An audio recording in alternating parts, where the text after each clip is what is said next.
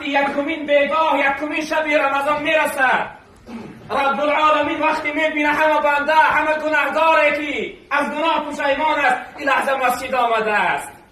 رب العزت و الجلال وقتی میبینه بنده های مخلصش همه در مسجد جمع آمدن، خداوند امر میکرده است ای ملائکه ها، و سوی ملائکه فریاد میکرده ای ملائکه ها، تمامی درهای جنت کشاده بگردانید، نگذاره دیگر درهای جنت محکم باشند، کشاده بگردانید درهای جنت.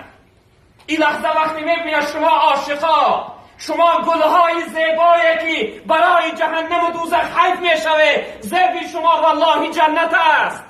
وقتی رب العالمین جمعیت شما رو میدیده است، میفته درهای جنت کشاده کنه. اینها مسجد نه، اینها برای جنتی جمع آمدند.